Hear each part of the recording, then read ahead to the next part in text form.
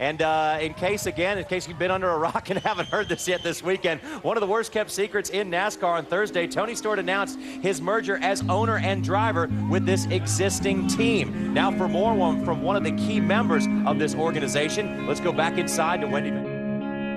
Well, obviously, it's something that we've been excited about. Obviously, it's the merger with Stewart-Haas coming so quickly, and to be able to go from Chicago to come here 2 weeks later and do what we're doing here today, announcing that Office Depot and Old Spice and Chevrolet are going to be with us next year. We've already been joking around. We've got a can that we're already having to put $10 every time you screw up, and I say Home Depot versus Office Depot.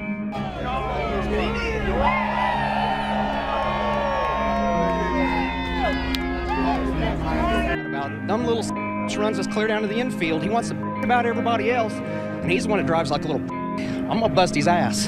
Thanks, Tony. Thank you.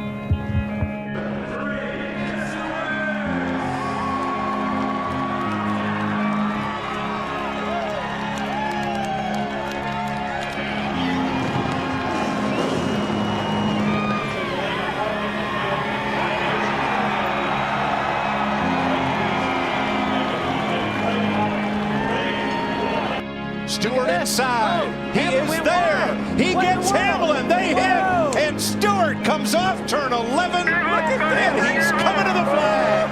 Tony Stewart wins. How did that happen? Are you kidding me? Oh my goodness.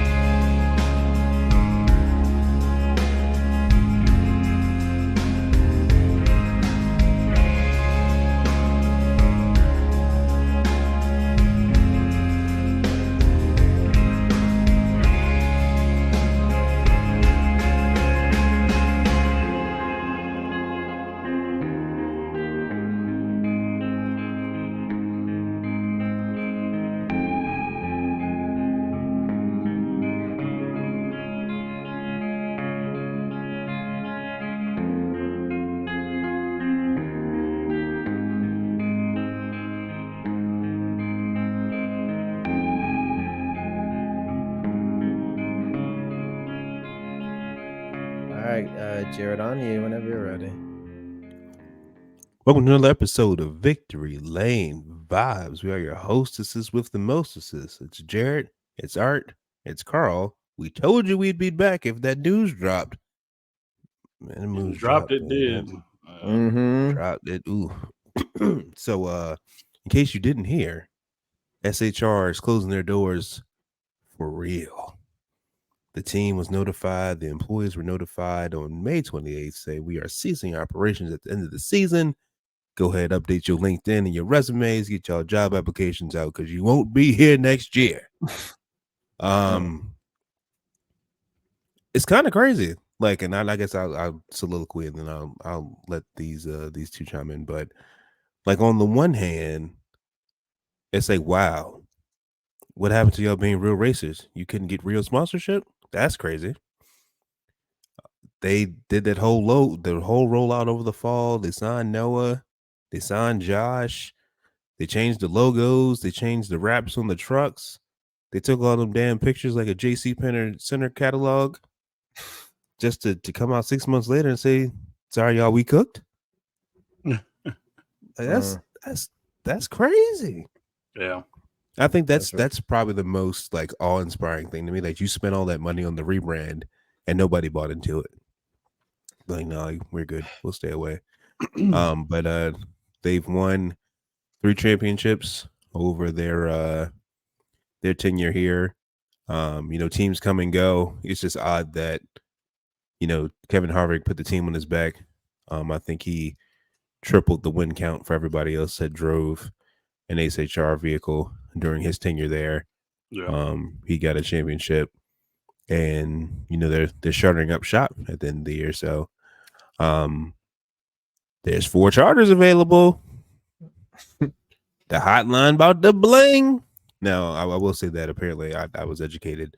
Nothing can be done until the rest of the teams approves this new deal that's coming out seemingly any day from NASCAR.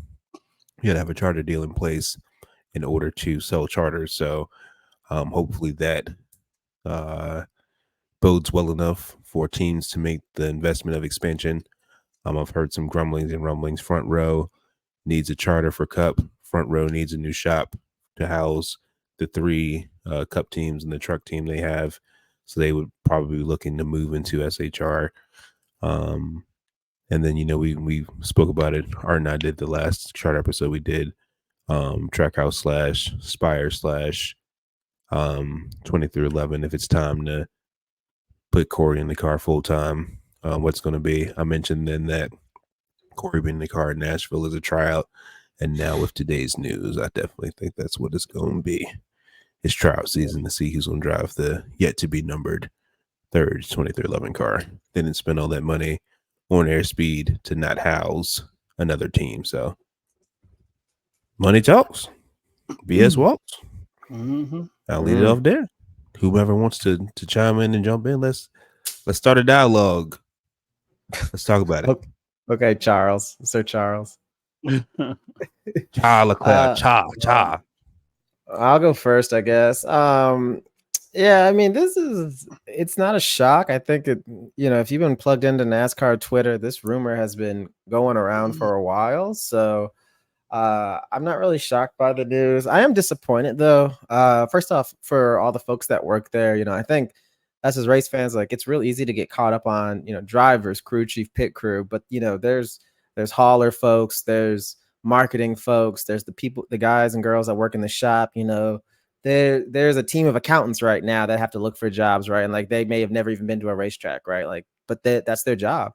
So there's a lot of, I'm sure very talented men and women that are now looking for work. And so I've lost a job before in my life, and like, I hate that feeling, and I don't wish that for any of those folks. The drivers are probably in the best scenario to have a softer landing than some of these other folks. So that's where my first thought goes to, just a bunch of people that I'm sure are very talented at their job, just for reasons that were probably outside of their control. It just didn't work out. It is a big surprise. We talked about the idea of them reducing down to 2 and taking a bunch of money, which seemed to be the easy play, and for them to go completely down to 1 tells me that things must have been much more dire and desperate than we all thought from the outside looking in. Several of the tweets talking about the announcement today, so that Tony gave the news to the group. He was real emotional, and I wouldn't blame him. This was his baby. I'd say more so than Gene, just because he's the one that was literally in the car, on the box for these guys, and he spent a lot of work building that team up. When he left, I thought it was a huge mistake as a kid. Like, why would you leave Joe Gibbs Racing? He won championships here. Like, why would you leave? And he proved them wrong and built them into a consistent contender for championships. So I would love to hear more backstory at some point. I'm sure it'll leak on the finances or what was it that changed for them to have to close their doors. Because, if you look back in history, outside of Furniture Row, which is a 1-car team, how many championship winning teams have folded? I can't think of any in the last 30 years, right? It's been so dominant by these few teams. So for a team to win multiple championships and then just poof disappear at the end of the season is a big shock. There's a lot of ramifications to the NASCAR world that we're going to talk about here. But that's my first thought, was just go out. My heart goes out to the folks, having to look for jobs, and like, you got to go home, tell your partner, or tell your family, hey, I'm going to be unemployed in November. Like, that's stressful. That's real stressful. So I hope that all of them can find soft landings and get, good steady work. Cause I don't want nobody to be unemployed. Like, that's the last thing I want for any of these folks. So that was my first thought went to. Yeah. And I want to keep that last bit of what you said, kind of just in your back pocket because there are some benefits to the Chargers, and thinking about just that today made me realize that, and I'll talk about that in a second. But yeah, I mean, people are joking about, like what happened to being real racers and things like that. And Tony's no BS, or I don't think there was any indication to him in February that closing the operation was an option. I think that if that were the case, that they probably would have looked at that last year, losing Harvick and Amarola, right? So obviously the conversations have changed. There have been some rumblings about, Tony Stewart and Stewart-Haas being relatively absentee the last couple of years. Kevin Harvick have made comments about that. And, yeah, it's no secret, right? Tony Stewart has certainly had his own projects. Haas F1 is in their third rebuild, so to speak, since they've been an F1 team, and are making some inroads. And right now, what they choose for the driver lineup for next year is very critical. Obviously, like I said, something changed, and what that might have been, I don't know. Because they're getting sponsorship, and I don't know that maybe it's paying the full amount they need to make it viable. But I mean, I think the economics of a 4-car team are just really hard to accomplish anyway. I think there's a very distinct reason that I think the only 4-car team around is Hendrick and Gibbs. And that's something I also want to talk about in a second, but it sucks, man. I mean, I remember thinking like, he was leaving JGR in 2008. They just went to Toyota. Kyle Busch is winning everything left and right. They're blowing people out of the water and what was in the Nationwide Series. And I'm like, they're on top of the world, man. Why would you leave to go start your own thing? Like, you could win another title here. And then to go to what was then, just Haas CNC Racing, which was not a good organization at all at the time. They had a lot of money, but did nothing with it.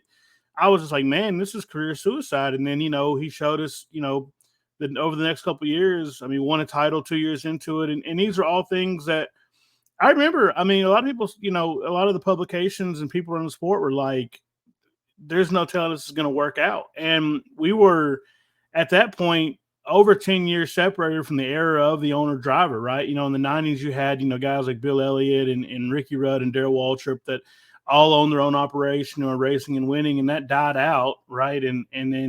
So it was cool to see. There's a lot of legacy, a lot of history there, a lot of great moments.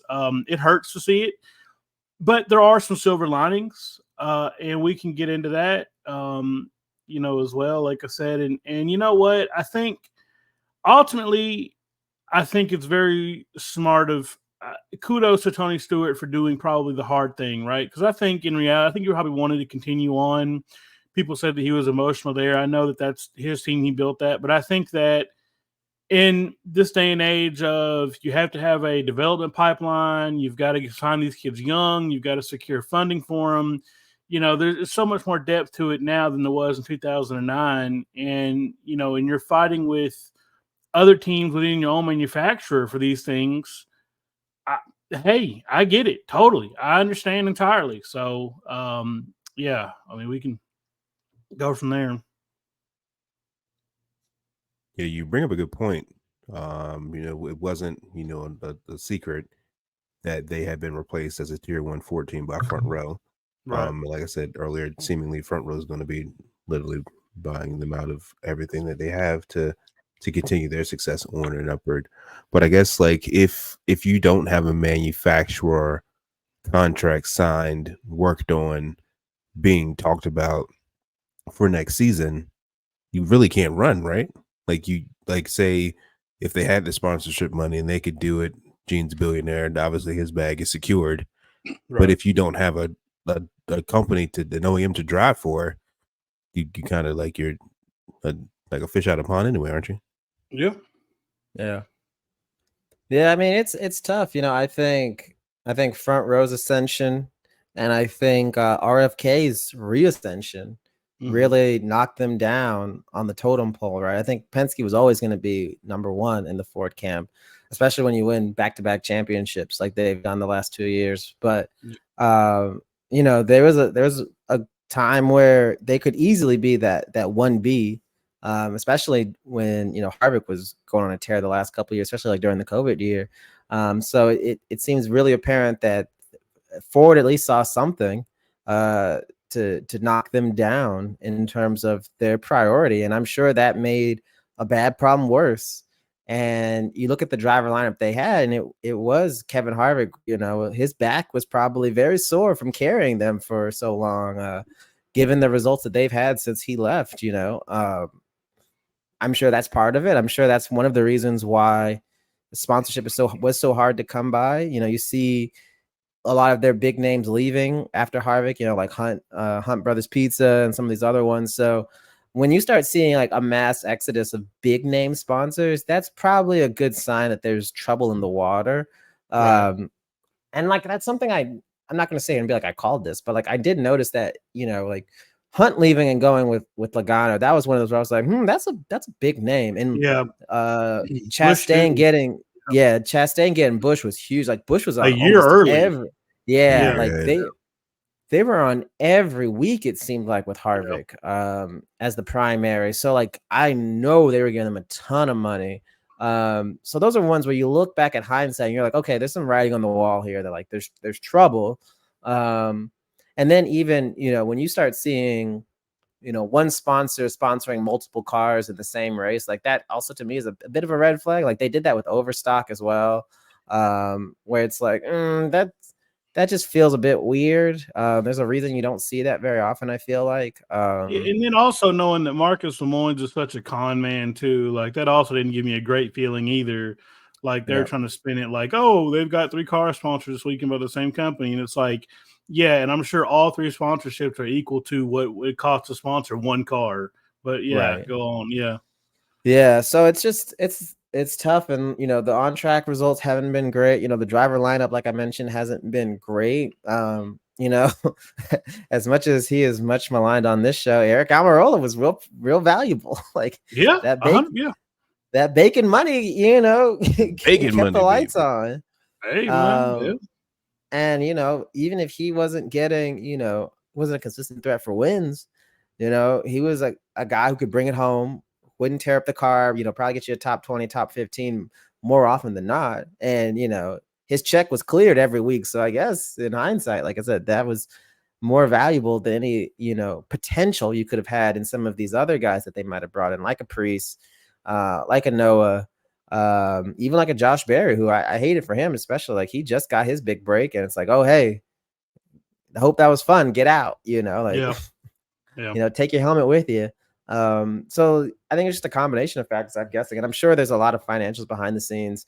And like Carl mentioned, you know, having a 4-car team being so expensive, you know, when Jeff Gordon came out and was like, you know, HMS is not turning a profit, I was like, you have to be lying to me. Like that can't be true. Yeah. But like, there's no reason to lie about that, I guess. So like, if you're not turning a profit and you're the number 1 team, like you're the number 1 franchise in this sport for the last 25 years, right? Like you've got the most popular driver, you got the winningest driver of like the last 3 years, you know, 2 of the last 4 champions, sell all those die casts, and you're not making money, then there's no way these other teams are making money. Yeah, like what does it take? So when he said that was a big alarm bell to me, not for SHR specifically, but for all these other teams. Because like I said, if you're not turning a profit, I don't know who can. So I think, you know, if you're looking at this from a big picture perspective, I know we always badmouth the next gen car, but this was one of those things that was supposed to make things cheaper. I'd be real curious to see how their bottom line was affected by this new car. Because everyone I've seen talk about it says that it hasn't gotten cheaper. Like if anything, it's been as expensive, if not more so. And that doesn't seem to have solved that major issue. And I'm not going to say like the next gen killed SHR or anything like that. I will. Okay. I'll let you say. But like, I'm sure it had to be a factor, right? Like there's no way like that didn't play a role. So like I said, it's just, I'm sure the tell-all book that will come out in, you know, 5-10 years will be a bestseller in the NASCAR community. But yeah, it's just disappointing. Like I said, that's the biggest emotion I feel, because I like there to be balance and competition. Like I don't want, as much as I might want 2311 and Toyota to win a championship, 1-2 at Phoenix and finish that in the points. I don't want it to be, just Toyota and Chevy up front every week. Like I'm not a Ford guy by any stretch, but I think competition brings the best out of sports. And, just from a numbers game, Ford's taking a big hit today. Now, where these charters go, that might lessen the blow, but, you're losing a whole operation, and there's no way 100% of these resources and talented men and women are all going back in the Ford pipeline and Ford teams, right? Like someone said in the chat, like if I'm Denny, I'm calling up those pit crew guys and be like, hey, come try out, right? Like, 100%. If I've got, if I know there's a talented, engine tuner in the shop, I'm giving him a call. Like, hey, bud, come on down. Like, I'll sign you today. So like, there's going to be a bit of a drain of information and talent in the Ford camp. And I don't like that, because like I said, I want there to be competition. I want there to be at least 3 competitive manufacturers. I'd love there to be 4 or 5, if I'm being honest, but that's a story for another day. So yeah, that's definitely weaker. Like, can you imagine, like, if nothing changed next year, you go to a plate track, you got Penske, you got front row, RFK, it's about 8 of y'all. Well, that's nice. Like Hendrick can take up half of that, in the lineup. And then you've got all these other teams for like Chevy and Toyota. So the scales are definitely very unbalanced at this moment, and we'll see where they land. But it's just tough. Like I said, I just really hate it. That's the biggest thing I keep coming back to, is I just hate it for the sport at large. Yeah, 100%. I'm sorry, I don't want to talk over you, Jared. No, you're good. I was just gonna bring up, with speaking of, the manufacturer's realignment, it had been Denny had talked about it, on his podcast. He had been in communication with Toyota, and Toyota's ready for, if I can count, 4, 6, 8. They'd be ready for a 10th. They're ready for like their 10th team, which would be crazy, because that would mean that 2011 gets a third car. And I know that Jimmy runs when he wants to, but if they bought another third car to help boost Toyota's pipeline, there's strength in numbers. We preach about it. It never works at super speedways. They haven't figured out how to do it together yet. But if Toyota's ready to double down in their investment in the sport, say we're here, let's get it. I said the aftermath of this, I said there's jobs lost and all of those things, but on the flip coin of that, it makes you excited for, I guess, the new generation of team owners. Like what does your growth and expansion mean to you? Like, how much are you willing to invest in your future to take down a Gibbs, to take down a Hendrick? Like, what's your legacy? No pun intended, but like, what's your legacy worth to you? How much do you want to spend to create yours? I'm really hoping that NASCAR gets their act together with this charter deal, because a lot of things can happen. A new player can enter into it. We got to also think, with SHR closing, they have an Xfinity program too. Cole Custer just won the championship last year. So you got to think about what happens to Riley and Cole. Where do they go? Yeah. Do they come up? Do they go down? Do they stay in Xfinity? Like, what happens to their teams? What happened to their careers? So it's not just, the Cup program that's at stake. It's the Xfinity program as well. So it's a lot of moving pieces and parts at hand. So, it's just crazy. It's $300,000 a car. I know y'all watch the same races I do. The SHR cars end up balled up more oftentimes than not. So, crashing Lambos out here. Yeah, I'd want to get out too. Carl, tell us how the next gen killed SHR, please. That leads right into it. Yeah. Well, no, I mean, I said it some episodes ago. I mean, we've seen with every generation of car, right, that like an organization, starts off on the right foot, and they are really dominant with it, really great with it. I think about, we went to the Gen 6, and Penske I mean, Ford in general, but Penske especially, 2013, 2014, 2015, it was just crushing it.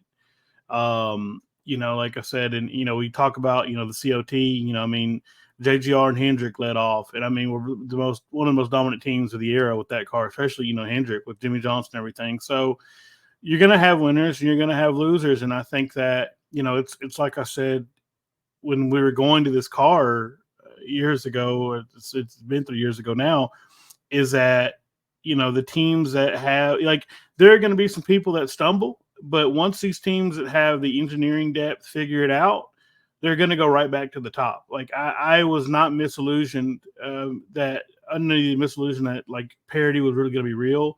And I mean, like, we got through 2/3 of 2022 and it was like, okay, the Hendrick cars are the best, the Gibbs cars are the best, Penske's also there, but it's hit and miss, and everybody else is kind of right in behind them.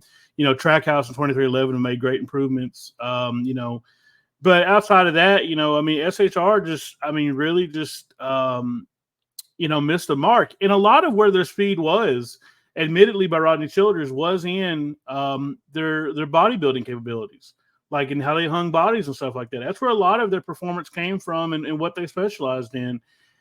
So going away from that, you have a more expensive car now.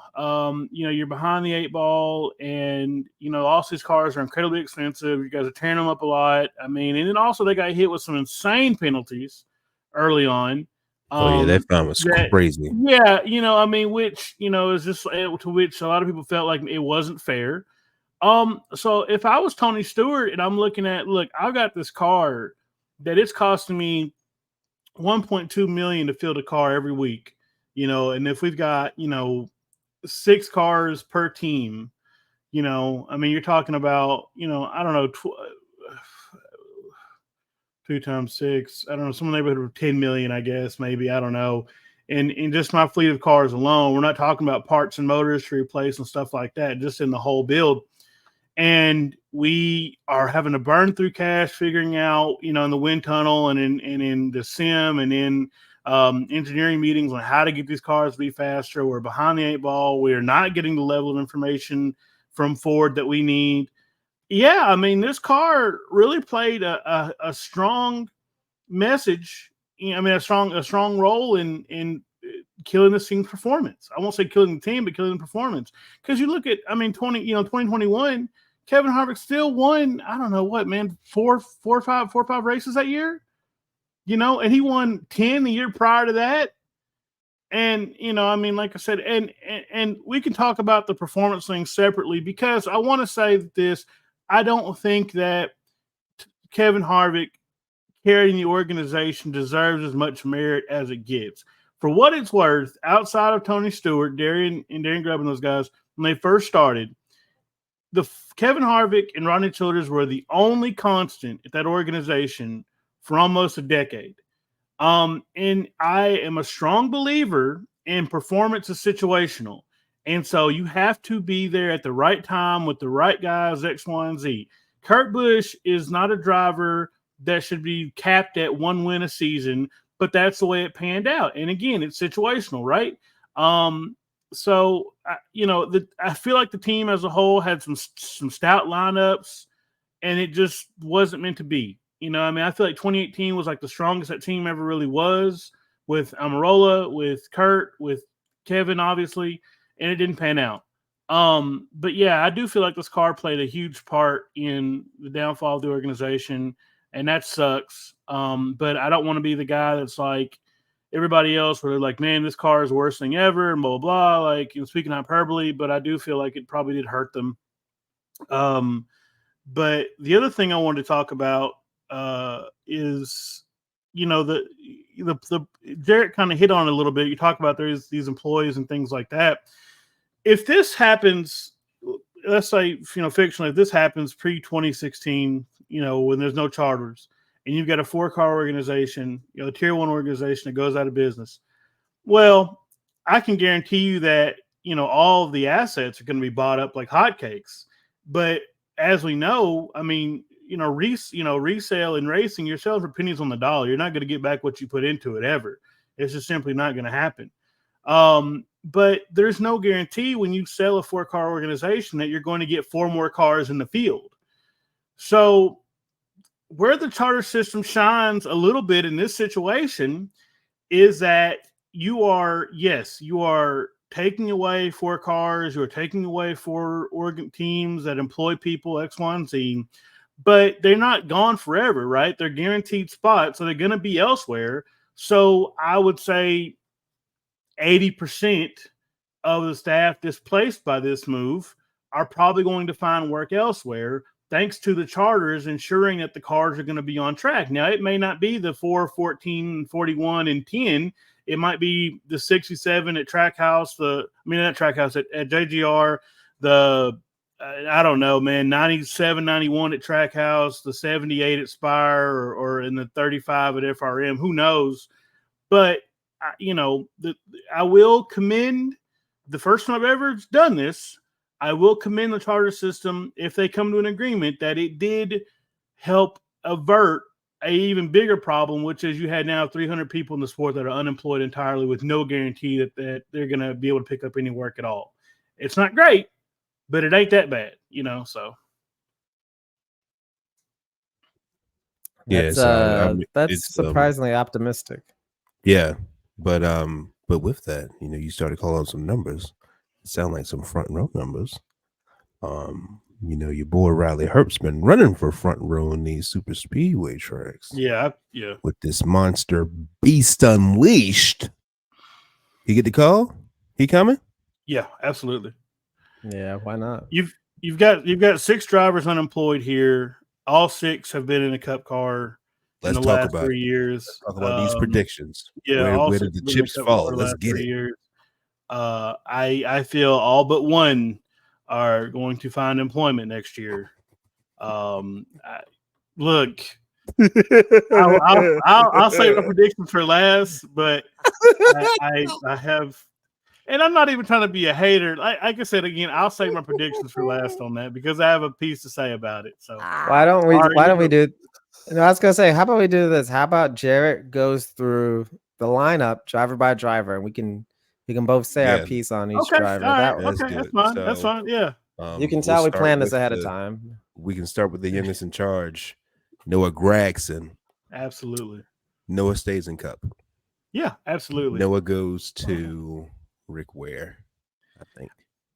That would be such a smart move on their part. They have the RFK partnership. Brad Keselowski says we ain't got the money to buy another Charger.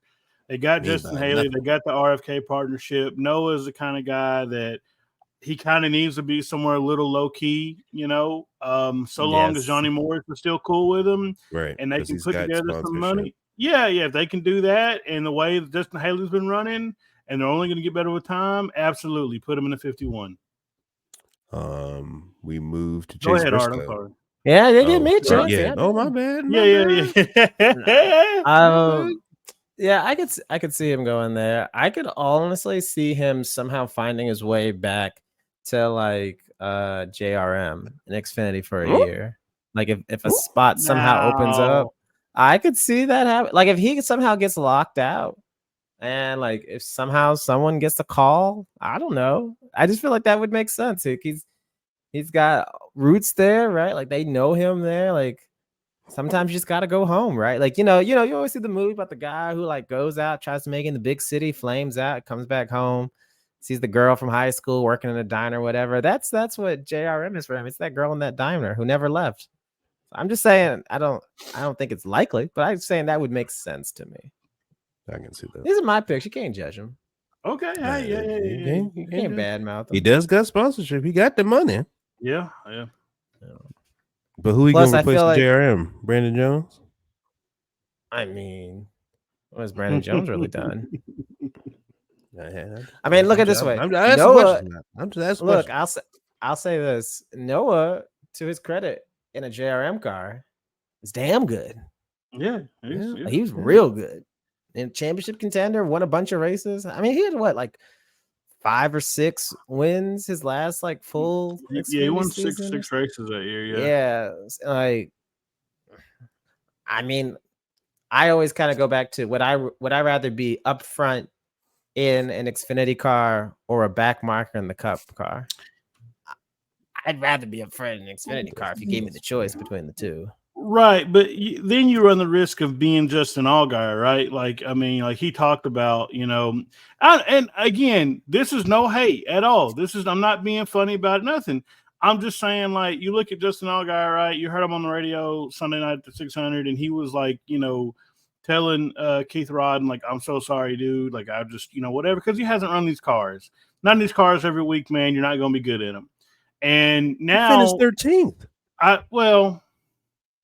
Asterisk 13. Finished. Yeah, a little bit of an asterisk there, right? Because like that last restart, like he dropped like 12 spots. But look, what I'm saying is, 3 years ago, yeah, go back to Xfinity. That's fine. The cars are somewhat similar when the Cup cars were running the 750 package, and it's not a huge difference. You can come back to Cup at some point. The cars are saying that it translates. Now it doesn't translate at all. There's no point in even doing Xfinity if you're signed to a Cup team, right? That's why Hocevar and Zane Smith skipped. So why Corey Haim is kind of skipping a little bit. I mean, the hell with it. So I would rather him stay in Cup. My only counter to that would be that I think if you're going off of potential, I think Noah has a higher ceiling in Cup. If like at this point in 2024, to where I don't think he would be a lifer. Yeah, I think I could see him going down for a year and then coming back up. I mean, yeah, he's done some great things and it's been noteworthy, and people have talked about it. I think he's surprised every naysayer that he's had, and he's delivered on what everybody thought he was going to do in the 42. So, yeah, I mean, I can agree with you on that statement. So, who's up next, Jared? Chase Briscoe. I think Chase. He stays in Ford. I think Ford wants him bad enough that he'll stay. I'm trying to think of teams with. He's going to the 21. I'll give you 21 to number reasons that he's going to. Yeah, he's going to 21. Yeah, he's going to 21. Well, we all know that this is Harrison last year. We know that the experiment over. Yeah, I think Toyota picks him back up though. No, I think if anybody's going to JRM, I think Harrison goes back to Xfinity. I think he can be join the smorgasbord of the Joe Gibbs 52 drivers they have for the All-Star car. He can a great spot for him in Xfinity would be along that line of thinking. Sam SHR. Hunt Racing. Sam Hunt. Yes. Yeah, that'd be a good spot for him. He can go back. But yeah, Chase is definitely going to the 21 though. He's out of their current lineup, he has the best Cup resume, which means he's basically won something. Yeah, which he has. Yeah, which I think he's the highest. He's the highest SHR driver in points right now too. Which isn't a high bar, but I agree. Noah got to be right there because Noah been on a tear these past. So I haven't looked at it in a week, but I looked at it when I was arguing with somebody like a week ago about Ryan Preece, and and as I believe it is, Briscoe is like 14th or 16th, somewhere in there. And then Noah is like 16th or 17th, and Barry is like a spot or two behind him. And then Preece is like 26th. All right, here we go. I'm going to pull it up while we're doing this because we obviously prepare. Briscoe is 16th. There you go. Barry is 19th. Mm-hmm. Noah's 21st. Okay. And where is old boy? Ryan Preece is 28th. Hashtag real racers.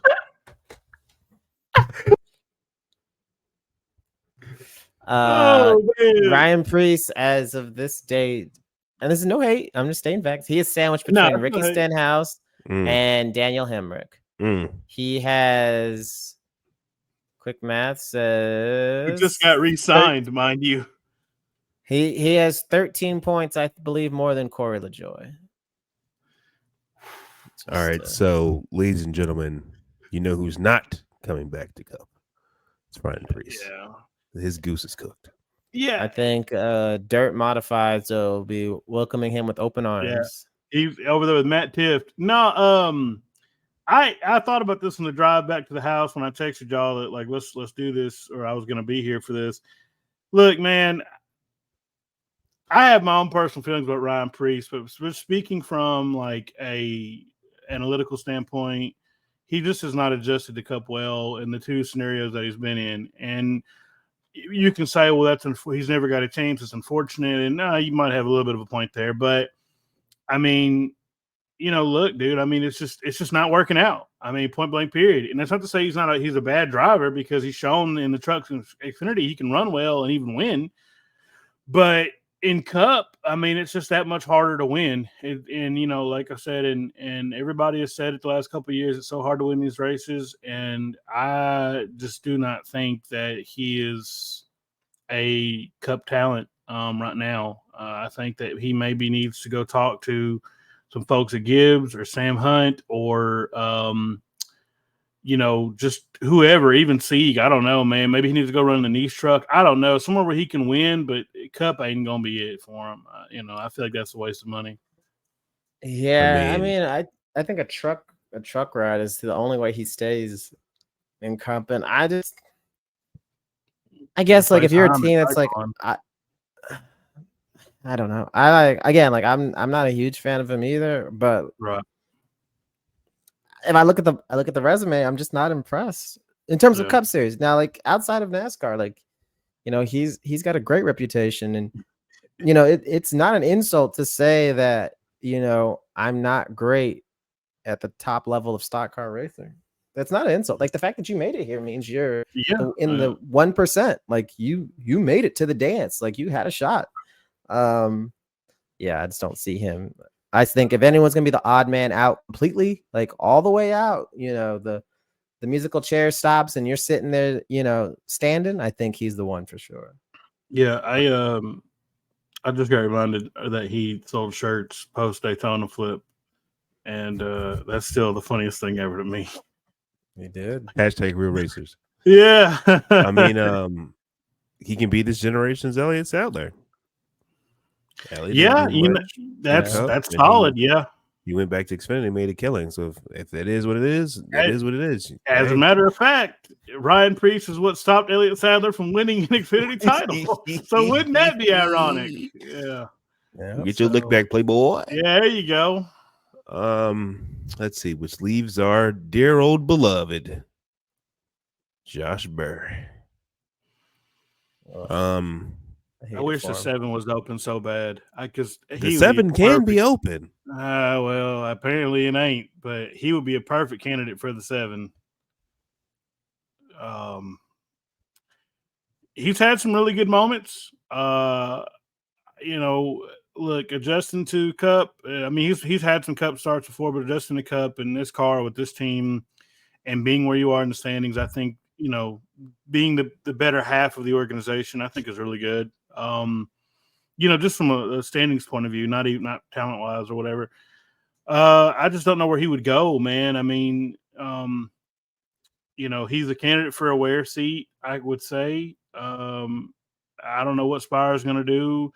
I would imagine a third front row car, I guess, if Gilliland is signed, right? And McDowell's out. Have they announced McDowell's replacement? No, which is why the door is open for an SHR talent to jump in that seat and drive the Love's car. Custer to the 34 and Barry to the third FRM car. Is what I would say. That's not a bad lineup. That's what I would say. Because you've got Loves there.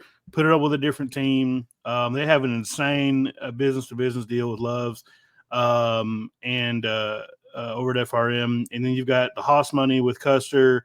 Put him in whatever car. Put him in 34. Don't matter. And then you've got Riley Herbst. God, I don't know where he would go still. But anyway, so.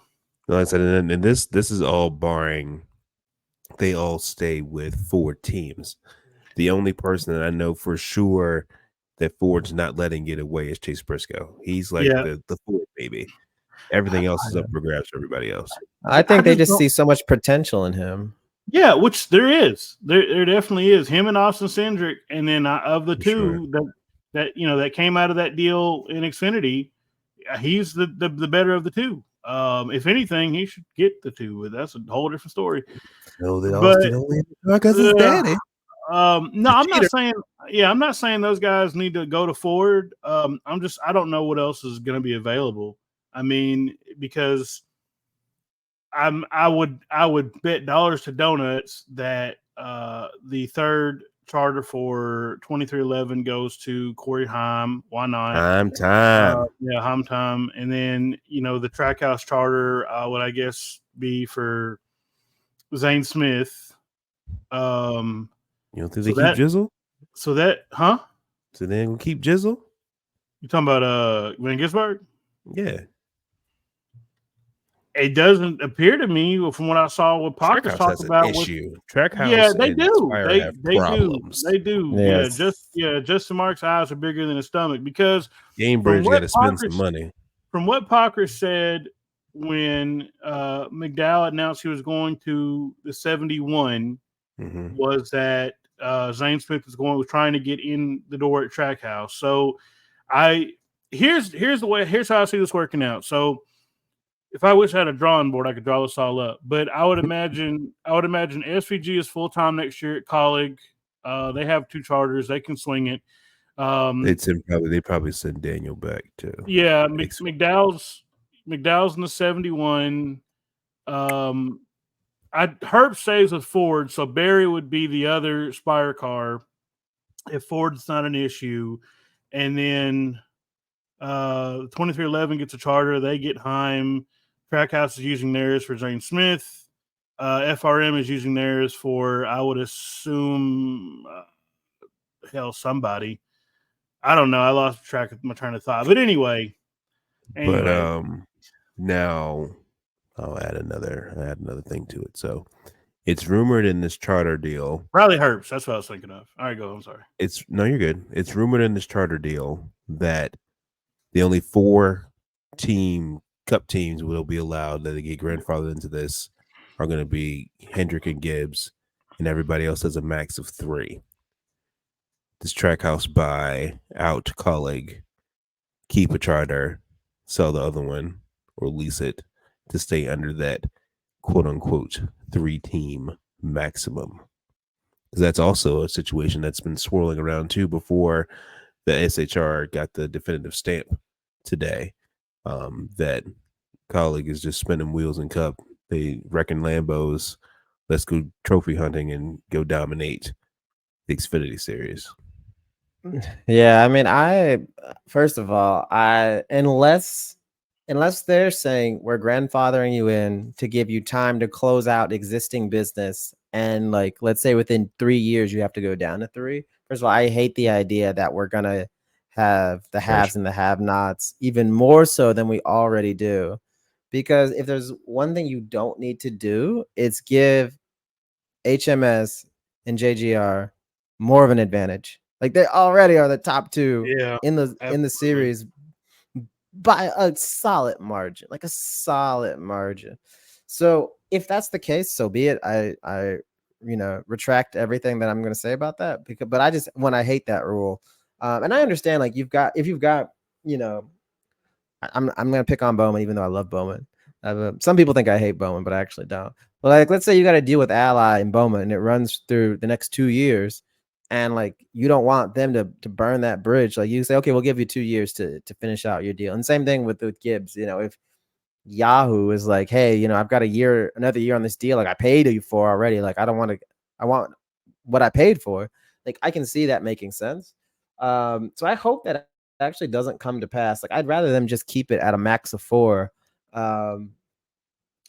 Just because it's you're tilting your thumb on the scale even more so than it already is. Like they don't need more of an advantage.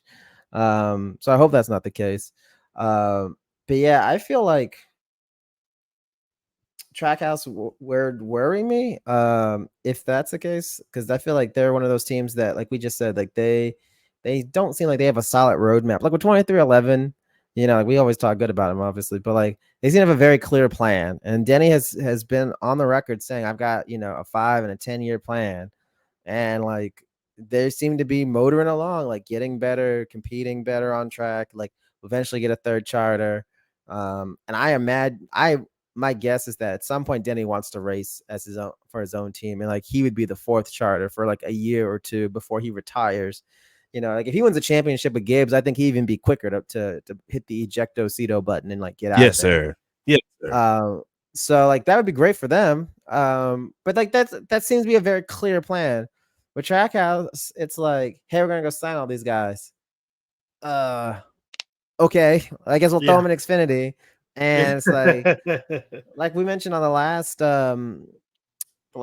Charters mini episode, like SVG is getting to be in his prime, and like you can't waste these years. You can't give that man 3 years in an Xfinity ride. Like he should go back overseas. Like if that's the case, like that's a waste of his time. Like he came here to compete against the best. He's already beaten the best. You know, okay, it's only one off, but so far, but you got to get him in a cup ride sooner rather than later. So you're either gonna have to hurt some feelings, or do some big adjustments. And I feel like no matter what you do, like someone's gonna be upset. But that seems like you mentioned, like there's one like there's just so much growth, and they didn't seem like they planned the runway well enough for it. So I don't know, like if they get a 3rd charter, and they just say, okay, next year we're gonna run SVG in the 97 or whatever for a year, and we'll figure it out from there, and like kick the can down the road for a year. Like that would make sense as a solution. It's a very short-term solution, but still a solution. So yeah, y'all, it's wild. I mean, just to sum it up, 3 championships, a boatload of drivers. We out. I blame Danica. Anyway. Yes, don't respect that statement. Yeah, I'm not gonna do it. I just, I want to go there, dude. But anyway, so remind me real quick, is Hocevar the 77 is not an open car, right? No, I don't so think it is. So Spire's 3 charters are spoken for unless they run an open car. Because I did a quick read through right here, and the way I see it panning out is Spire's lineup is not changing next year. They've got LaJoy, McDowell, Hocevar. Trackhouse would have the 91 for Zane Smith with the charter they buy from SHR. 2311 would have Heim in the charter they buy. Wood Brothers is putting Briscoe in 21. Ware doesn't need a charter, but they would sign Gregson. So there's 3 charters and 2 drivers spoken for, and of the 6. And then FRM would probably sign Custer and Herbst for the 34 and 36 respectively. That's a 3rd charter spoken for, and 2 more drivers. That's 4 of the 6. And all I can figure out is Hemrick full time. Yeah. Okay. And I know whatever that is. Yeah, exactly. And I know to the viewer for the first time, because we're putting this on YouTube for the first time ever, I know somebody's scratching their head like, what do you mean? Do you not watch? Yes. I also have a full-time job where I work 70 hours a week. We forget things sometimes, and I apologize in advance to friend of the show, Tom Ingles' desk, but colleague ain't really been at the forefront of my attention. So the way I see it working out next year for everybody but Ryan Priest to have a ride is that Hemrick would have to go back to Xfinity or something, and Colleague would be the 16 with SVG full-time, and then the 31 would be Josh Berry, which, for what it's worth, I feel like is a move that is not lateral. I feel like that's an upgrade. That's an upgrade. Nothing against Daniel Hemrick, but Josh Berry kind of showed you up when y'all was competitors. So that's all I got to say. Anyway, that's what I was typing up a minute ago because my brain was just going crazy, not being able to figure that out. But as far as the 3 rules thing, the 3-car rule, look, there's 2 sides to this. So one side is I don't know this, but I guess that it works kind of in a way like the Formula One teams administration, where you have the more tenured teams have a heavier say in how things are swung, which I didn't realize that. I don't think that's a very good move because, like I said, you're talking about you're talking about only 2 teams at the top can have the maximum possible revenue sharing from the charters coming in, right? I don't think that's fair. I think if a team like 2311 or like Trackhouse has the money, has the assets to buy a fourth charter, they should be allowed to run a fourth charter. There's nothing wrong with that. On the flip side of that, though, and like Art said, yeah, I mean, I don't want the same guys winning all the time, right? On the other flip side of that, though, limiting teams to just 3 cars in a way ensures field health a little bit, because it means you're going to probably have 1 or 2 charters floating around every year from teams contracting and expanding. Like I don't think Spire is going to be 3 cars forever. I don't think. I mean, who knows, right? I don't. But so in a way, that kind of ensures that there's going to be an in for a new team for 1 or 2 cars, but that's kind of questionable. I just don't feel like, to be honest with you, that I feel like it's a very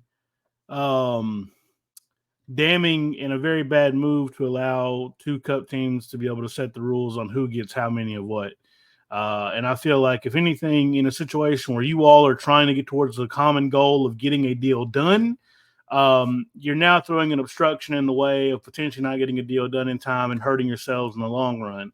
So think about, how bad do you really want this? You know what I mean? So because if y'all are squabbling over a 3 or 4 car rule, and we get to the end of the year and you haven't cleared that up because this thing is moving and slower than a disabled snail, then I mean, I feel like it's counterproductive. Yeah, I mean, I the argument of raising the floor, I can understand, and I mean, Lord knows there's been plenty of weeks where you see some cars that are just hanging out in the back of the field, right? Like, yeah.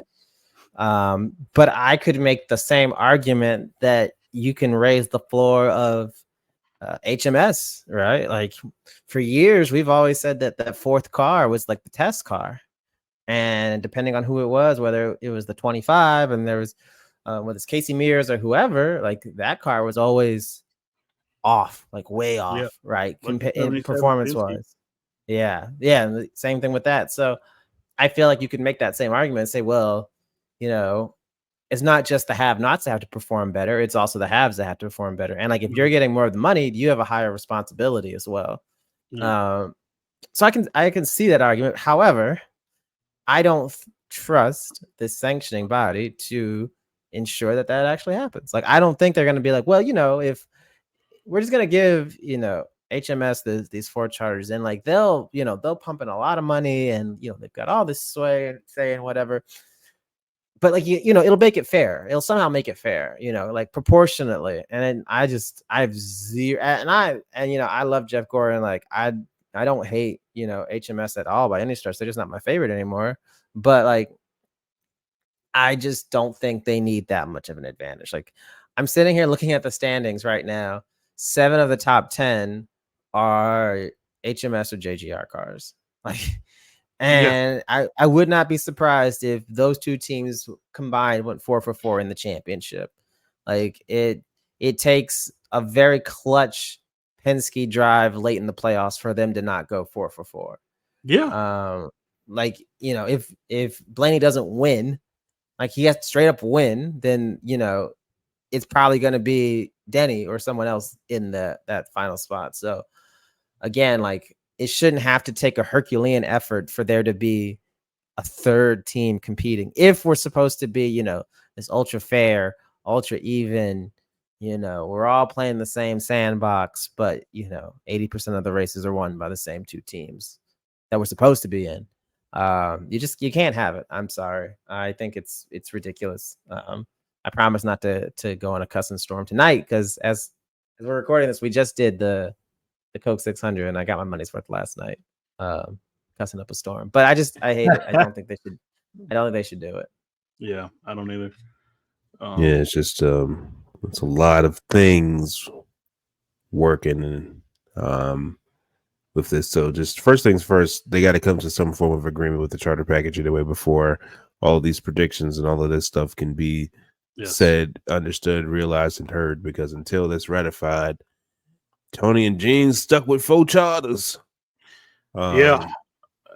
In a building that they ain't gonna use no more. Man, no SRX. Yeah, and what luck would that be that when you decide after everybody was telling you last year to sell the team that you decide to sell it this year, and you gotta you gotta wait and hope they come to an agreement that doesn't invalidate. Yeah, because it's like I can't imagine anything more agonizing than sitting on $100 million. Sitting on millions. You're literally sitting on $1 million. If they sold for 25 a pop, $100 million, $100 million plus the building. Yeah, they won't plus your assets. Building, it would be agonizing to be sitting on that much money, and plus they'll split it. I'm sure Gene will take his half or whatever. But y'all saw what Kyle Busch got for his building? What Spire broke him off of, bro? $100 million. Oh dang, I didn't know. And you want to be honest. I don't think the price is 25. I think it's closer to 40. I would be willing to say 40, but I also know that they are motivated sellers, and we have this is the most amount of charters gone to the market at one point in time. I think it's gonna be a surplus sale. Well, there could be. That's the one thing I know. I know Pockers is saying like they're spoken for, but man, things happen so quick. I just am not 100% sold that even the teams that have said that they wanted them will end up with them. Anything could happen, right? So, like Heim, for example, his sponsorship comes through B2B deals from Toyota. What if all of a sudden Toyota and Safelite have a falling out and suddenly they've lost that funding for him? And they're like, oh, well, I don't know what to do. Or, Justin Marks, whatever BS he's going on, his go-kart complex company goes under and all of a sudden he can't pay out of pocket for a charge. I don't know, man. But I just don't know that yesterday's price is not today's price. Yes, you took what I was going to say. Yeah. But still, allegedly, there's only 3 spoken for, and there still leaves 1 remaining. Which that'll be the most interesting thing. Do you sell that to NASCAR? Well, you could buy the charter.